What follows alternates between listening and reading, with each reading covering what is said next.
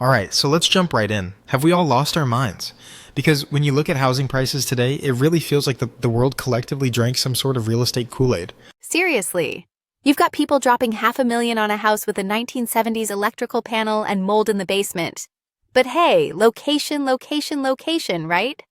That phrase has been weaponized, and it's not just the prices. Owning a home has somehow become this ultimate life achievement, but no one really talks about how it turns into a full-time job.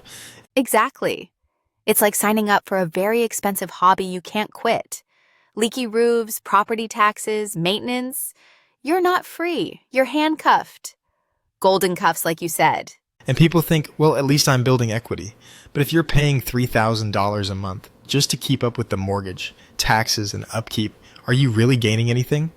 Or just funneling money into an overvalued asset? Not to mention interest. Over a 30-year loan, you're paying for that house 2, maybe 3 times over. It's like buying a pizza for $80 because you're allowed to pay in installments. Haha, that's disturbingly accurate. And let's not forget how emotional the process is. People get so attached, they overlook things like outdated plumbing, ancient heating systems, asbestos insulation. But hey, it's got a cute porch. Right? There's this weird social pressure too. Like if you don't own a home by 35, you've somehow failed at adulthood. But no one asks if it's even financially rational in the first place. And it usually isn't. Especially in urban areas where rent is actually cheaper than owning when you factor in all the hidden costs.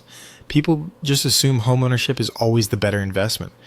Yeah, like it's this guaranteed wealth generator. But markets do crash. People seem to forget 2008, and honestly, today's prices feel like deja vu, just turbocharged. Oh, it's deja vu with sprinkles. I mean, a lot of these homes haven't improved, but the price has doubled. Why? Because someone on TikTok called it a forever home? Haha, yes, or a starter castle. But here's the kicker. When you own, it's not just the money. It's your time, your flexibility. You can't just pack up and move if your job changes or your life does. That's a big one. You're rooted, which is romantic in theory, but in practice, it's often just limiting. And what do you get in return?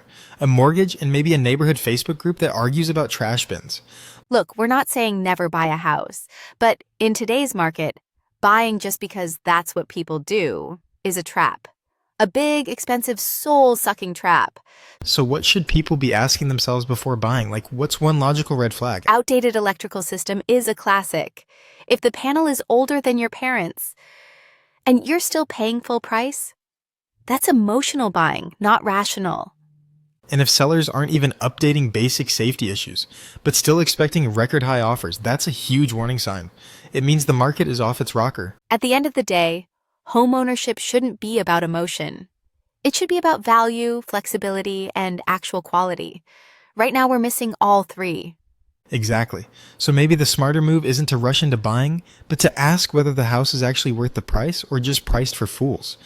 And if you already own, it might just be the perfect time to cash out before reality finally catches up with the madness. Think of it this way. Would you buy your own house at today's price? If the answer is no, maybe it's time to reconsider what you're holding on to. Or what's holding you? Those golden cuffs might be shinier than ever, but they still lock.